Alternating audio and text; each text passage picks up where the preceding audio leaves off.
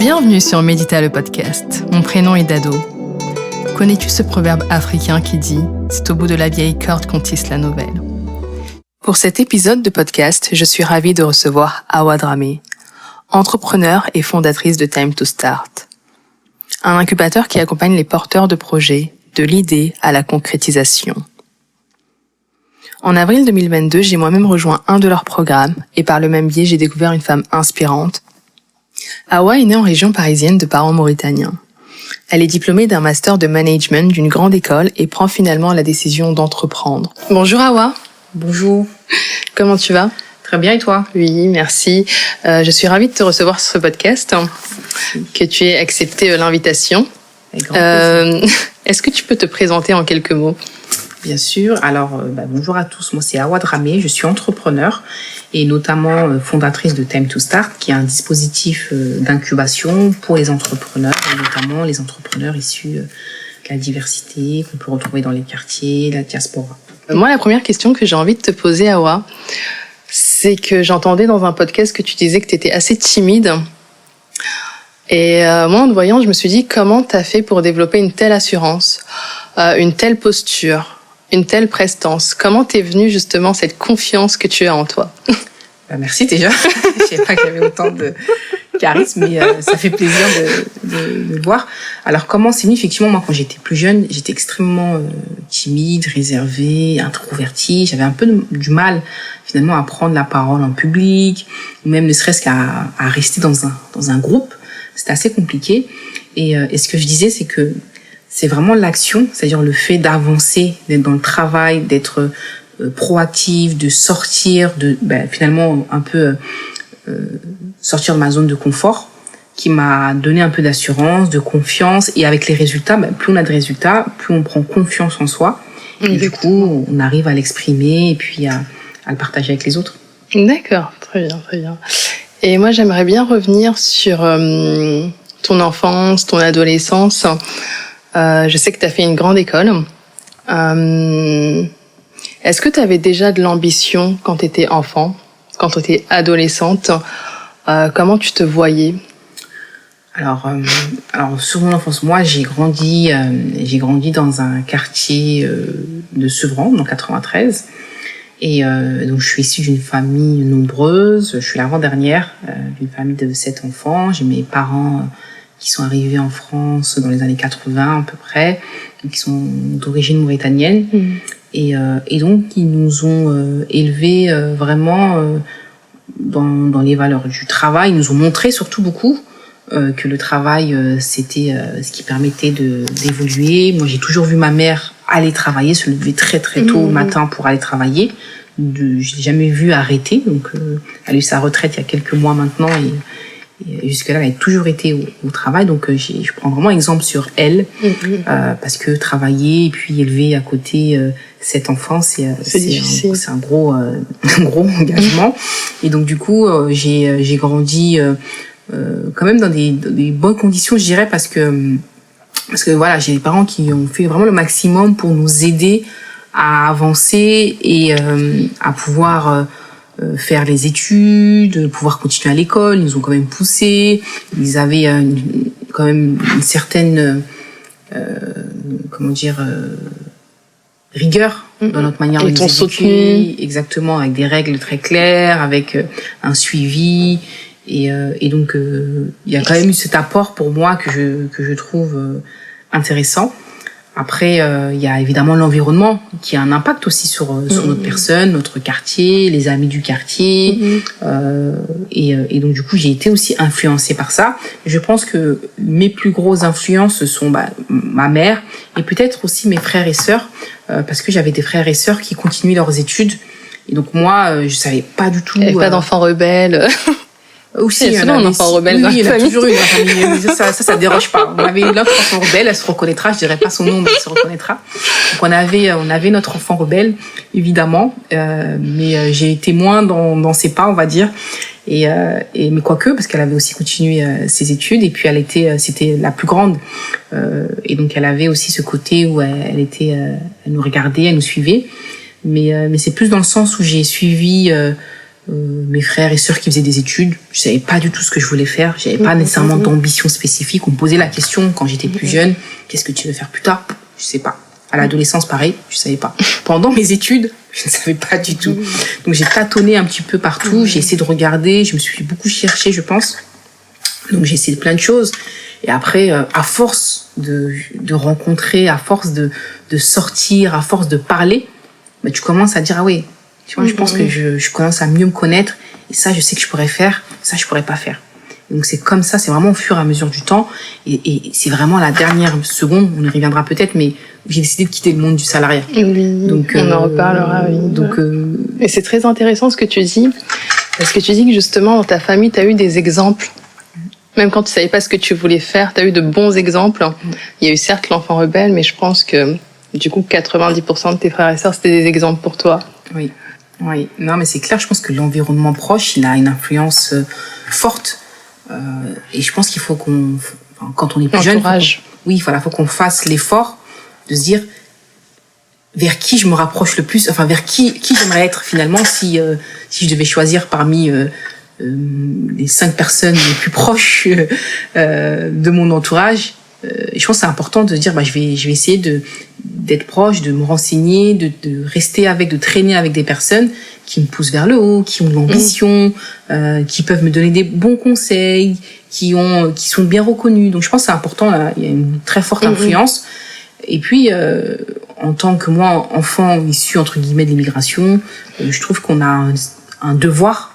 Après ça, c'est vraiment mon regard personnel vis-à-vis de l'engagement de nos parents qui ont fait beaucoup de sacrifices pour nous amener ici. Et je pense que c'est important aussi de dire, on veut rendre un petit peu. En tout cas, moi, ça a été un de mes objectifs. S'il n'y avait pas d'objectif spécifique en termes de boulot, je savais pas trop ce que je voulais faire, comme j'ai dit, mais j'avais quand même cet objectif en disant, j'aimerais bien rendre fière ma mère, j'aimerais bien pouvoir lui acheter des choses, la faire voyager. Tu vois, j'avais quand même cette finalité au fond de moi qui me disait, il faut quand même que je puisse lui rendre quelque chose. Très intéressant.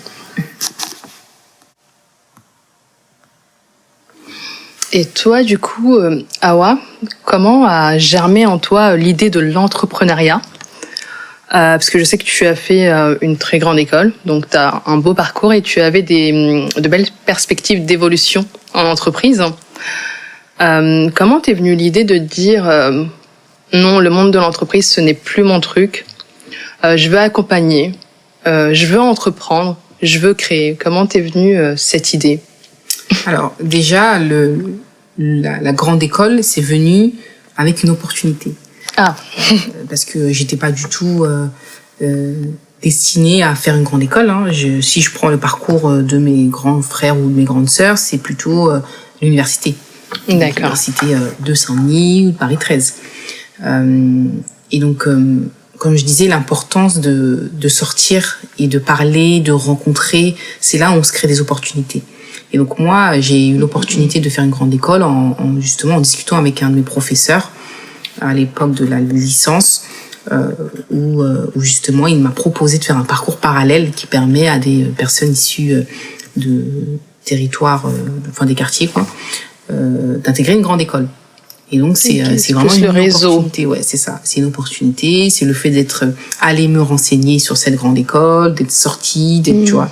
Et donc j'ai saisi cette opportunité. Et effectivement, donc j'ai fait une grande école qui me destine naturellement à un poste important en grand groupe. Donc ça a été le point de départ d'ailleurs de ma carrière professionnelle, puisque j'ai fait mon parcours scolaire en apprentissage. Et donc j'étais dans un grand groupe de services pétroliers. Je suis restée après mon apprentissage, je suis restée quelques mois et j'ai décidé d'arrêter. Pourquoi ? Donc pourquoi l'entrepreneuriat ? J'avais pas de prédestination à faire de l'entrepreneuriat. C'était plus le constat que j'étais pas fait pour le monde du salariat en réalité. Vraiment, je sentais un malaise. J'étais mal à l'aise. C'est-à-dire quand tu venais au travail, t'y allais pas avec le plaisir. Oui, il y avait. En fait, ce qui est bizarre, c'est que j'ai toujours voulu avoir un bon salaire pour justement aider mes parents, tout ça. Et c'est ce que finalement j'avais réussi à faire avec cette grande entreprise. Il y avait vraiment cette carrière qui m'était. Mais au fond de moi, vraiment, je ne pouvais pas. Tu te sentais pas à ta place. Ouais, j'étais pas à ma place et j'étais pas à l'aise dans l'environnement où j'étais. Et puis j'avais vécu quand même des années, quelques mois avant, un parcours qui était quand même assez, qui m'a un peu changé intérieurement. Comme je t'ai dit tout à l'heure, c'est que je voulais un salaire, mais le fait de faire un parcours dans une école où il n'y a pas nécessairement les mêmes profils que ce que tu as pu voir avant, le fait de voyager aussi, vraiment le voyage, ça m'a ouvert l'esprit, ça m'a redonné confiance, ça m'a donné envie de faire autre chose, et ça m'a donné aussi envie de donner aux autres, tu vois. Donc il y avait vraiment j'ai eu un changement à l'intérieur de moi, j'ai ressenti que je changeais, je grandissais, j'évoluais, et donc mes aspirations d'avant n'étaient plus les mêmes. Et donc j'avais besoin de me retrouver, en fait. Et le meilleur moyen pour moi de me retrouver, c'était finalement de faire un petit pas en arrière. Sauter pour mieux, c'est l'expression, c'est reculer pour mieux sauter. C'est exactement ça, c'est plutôt reculer pour mieux sauter. Et donc j'ai reculé en me retrouvant au chômage, au Pôle emploi, pour pouvoir sauter sur le monde de l'entrepreneuriat. Et donc ma réflexion, elle a commencé par là. Et après, il y a eu d'autres choses, parce que j'ai fait quand même des emplois salariés dans un incubateur pour reprendre un peu d'expérience. Mais j'avais cette envie de dire, ok, là maintenant, je vois vraiment un problème, et j'ai envie de contribuer à le changer. Et c'était vraiment mon optique. Et le meilleur moyen pour moi de changer, en tout cas d'aider à changer, c'était l'entrepreneuriat. D'accord. Et tu pensais déjà à accompagner les personnes issues des quartiers populaires? Ouais. Faut savoir que j'ai fait un mémoire de recherche sur l'entrepreneuriat dans les quartiers populaires quand j'étais étudiante. Master, oui. Et j'ai fait un projet pareil quand j'étais étudiante en master sur, à l'époque c'était une pépinière d'entreprise pour accompagner les entrepreneurs. Donc dès mes années de master, j'étais en pleine réflexion sur ce projet-là. Après, c'était pas dit que j'allais le mettre en place, mais j'avais déjà ces premières réflexions-là. Et à un moment donné, c'est cette envie de dire, allez, vas-y, teste quelque chose, tu vois. Ouais, tu te sentais pas aligné avec tes valeurs en entreprise, avec qui tu étais en fait. Ouais, c'était pas moi. C'était pas moi, métro, RERB, je crois RERB, RERA, parce que c'est la Défense. C'est une place difficile, la Défense. Ouais, je trouve que c'est très stressant comme endroit, la Défense. Ouais, c'est hyper stressant, et pour une personne comme moi, justement, qui est assez introvertie, finalement, je crois que je me retrouvais pas, et du coup, et donc voilà, ça a été vraiment le déclic. Et donc pourquoi l'accompagnement? Tout simplement parce que de mon expérience, j'ai vu vraiment des différences entre les écosystèmes. C'est-à-dire que quand on est issu d'une grande école, comme j'ai pu le faire, on a un réseau qui suit derrière, que ce soit même pour trouver finalement une alternance, un stage ou un premier boulot, ou trouver des investisseurs. C'est pas la même chose finalement quand on est issu de Sevran, et qu'on fait l'école à Bondy, ou quand on est issu d'une grande école à Paris, tout ça. Donc j'ai vraiment vu une différence, et je trouvais que c'est dommage, parce que quand j'ai fait mon mémoire de recherche sur l'entrepreneuriat, j'ai vu qu'en termes de potentiel, de talent, finalement, qu'on soit issu de Sevran ou de Paris centre, il n'y a pas de différence en termes de potentiel, en termes de talent, en termes de capacité à entreprendre. Et c'est ça qui me donne envie de dire, venez, on montre que on sait faire nous aussi. Et l'accompagnement de ces talents, ça restait pour moi, en tout cas, une première étape pour lancer l'activité, quoi. Super, c'est super intéressant. Du coup, t'es vraiment, j'essaye de faire le parallèle entre ton introversion, l'accompagnement. Je me dis, c'est trop bien que les introvertis accompagnent les gens. Il y a aussi une capacité à se mettre à la place des autres, qui est intéressante sur les profils qui se mettent, on va dire, moins en avant, qui sont plus dans l'écoute. Ouais. Donc oui, c'est sûr que ça a ses avantages, et ça peut être... Je pense que on a tous des défauts qu'on peut aujourd'hui transformer, ou utiliser plutôt. C'est même pas transformer, c'est que tu as raison, c'est utiliser sa personnalité en force. Oui. Et ce qu'on peut faire aujourd'hui. Et donc pour tous ceux qui nous écoutent et qui sont introvertis, n'hésitez pas, si vous voulez former, si vous voulez vous lancer, accompagner, voilà, c'est pas impossible. C'est vrai.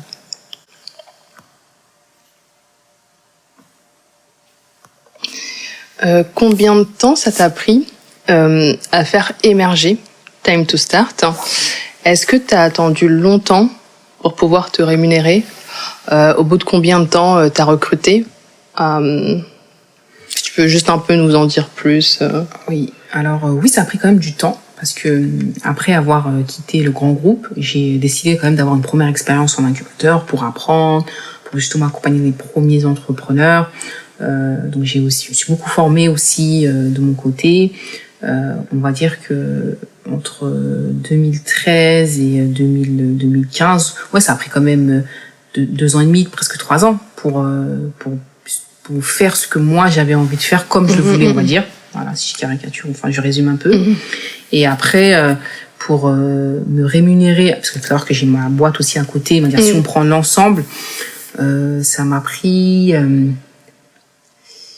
2 ans, je pense, quand même. Donc ça a été assez long finalement entre tous les process. Mais j'ai pris le temps parce que j'avais la chance, j'étais au chômage aussi. Mais ouais, ça m'a pris quand même 1 an et demi, 2 ans. Du coup, il faut vraiment faire preuve de patience. Il y a une forme de patience, de résilience, il y a une forme de détermination à avoir. Il y a un proverbe qui dit beaucoup ont échoué parce qu'ils savaient pas à quel point ils étaient prêts de la réussite lorsqu'ils ont arrêté. Donc c'est vrai qu'à un moment donné, on se dit putain, ça arrive quand, tu vois. Donc à ce côté où t'arrêtes ou t'arrêtes pas. Donc il faut aller au bout, je pense, à un moment donné de son idée. Maintenant, faut pas forcer. Si à un moment donné le projet il avance pas, faut aussi pivoter, faut vraiment être à l'écoute. Faut se réadapter. Ouais, faut s'adapter, faut se remettre en question, c'est important, pas toujours trouver des problématiques extérieures ou liées à son produit ou à son service. Faut aussi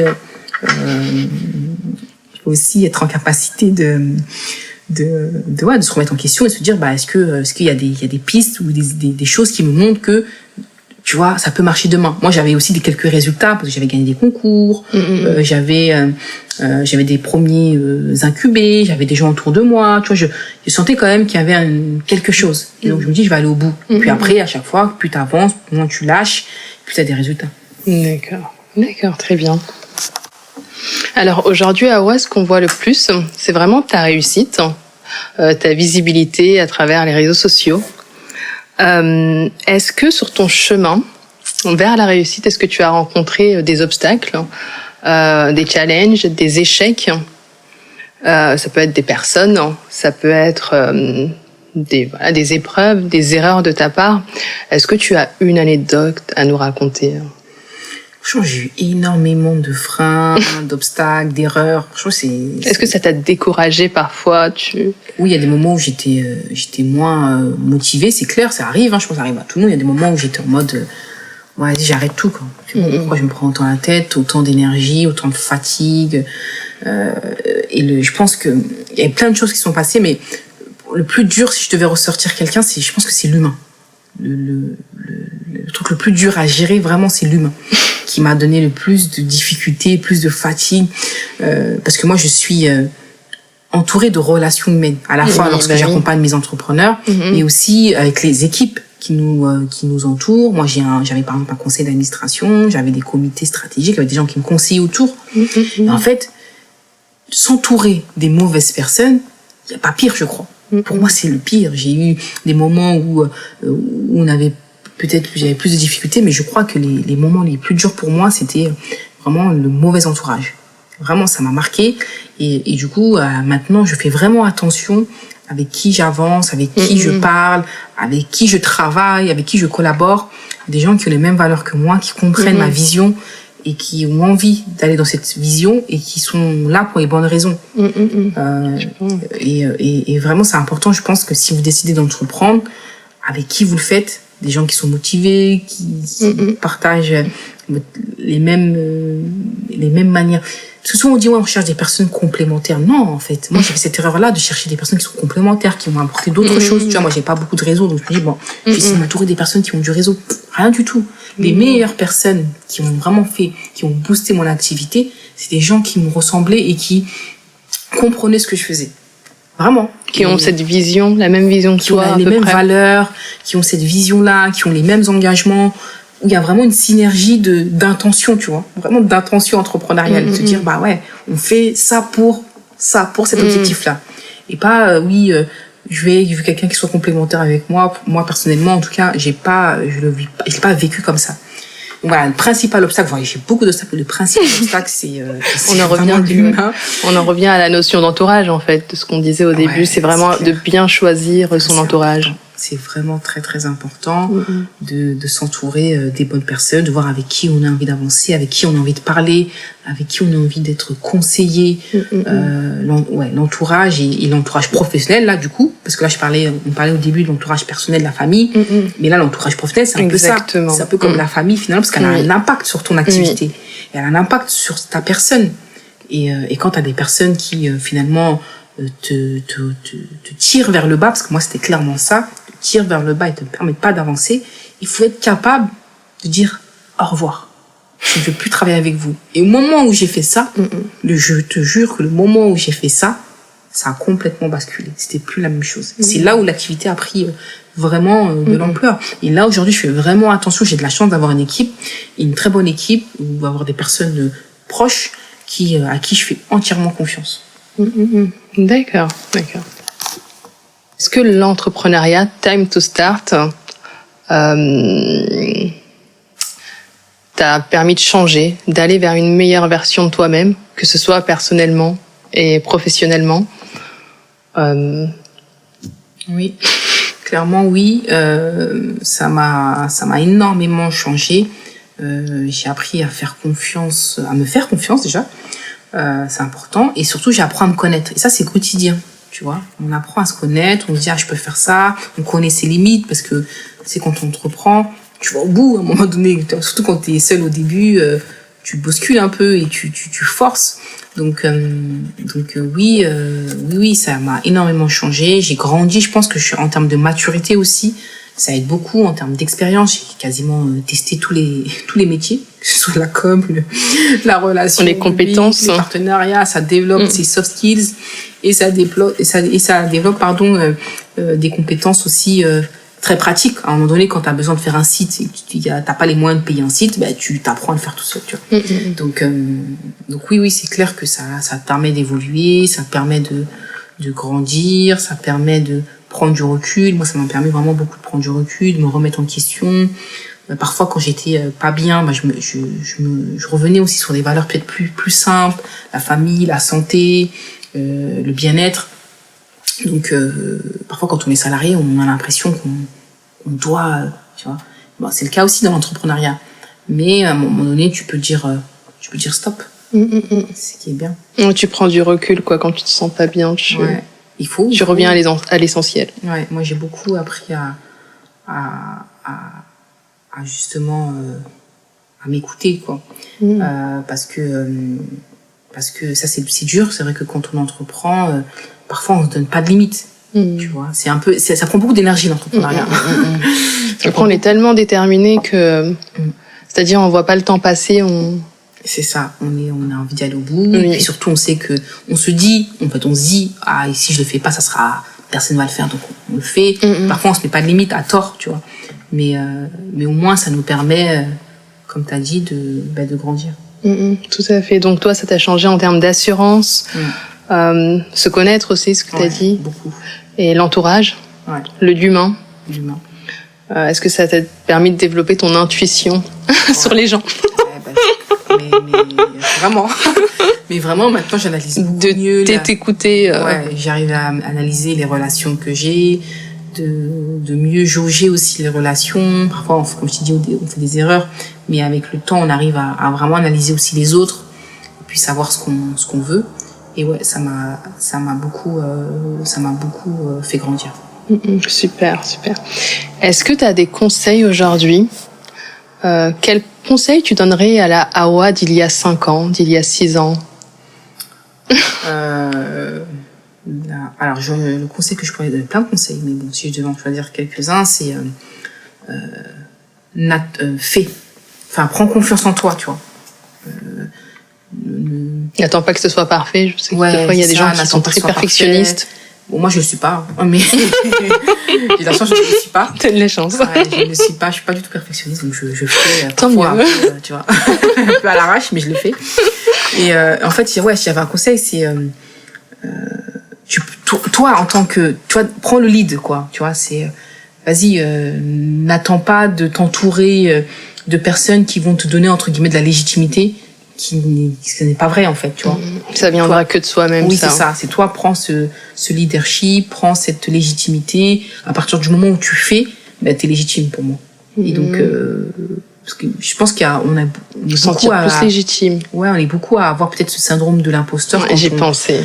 Oui, quand on démarre, ou même quand on est dans son activité, ça peut arriver de temps en temps. Donc, il faut vraiment balayer ça. On dit, est-ce que je suis prête? Est-ce que je devrais communiquer?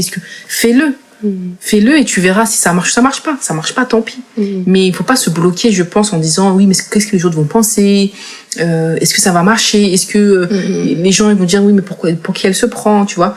Donc je pense qu'il faut vraiment, surtout les femmes, notamment les femmes, parce qu'on a tendance à avoir un peu ce blocage, balayer ce blocage, faites. Toi, t'as jamais eu le syndrome de l'imposteur? Si, je pense que j'ai dû l'avoir, peut-être même inconsciemment, tu vois, me dire attends.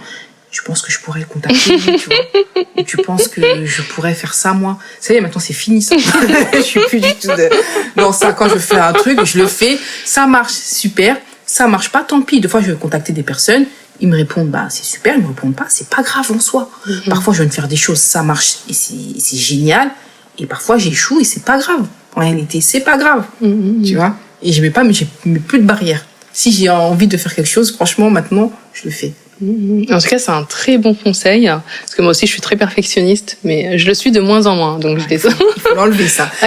Donc maintenant, je lance les choses, je me dis, allez, j'y vais, mais c'est vrai que c'est quelque chose qui touche beaucoup les femmes, le syndrome de l'imposteur. Ouais. Je dirais aux femmes, faites-vous accompagner, c'est important de ne pas rester seule, ne serait-ce que d'avoir un mentor. Moi, aujourd'hui, j'ai un mentor qui m'accompagne, avec qui je parle, ou juste parler, d'avoir quelqu'un avec qui je parle, c'est vraiment important. Donc, faites-vous accompagner. Faut pas rester seul quand on est un entrepreneur. Il faut s'entourer des bonnes personnes.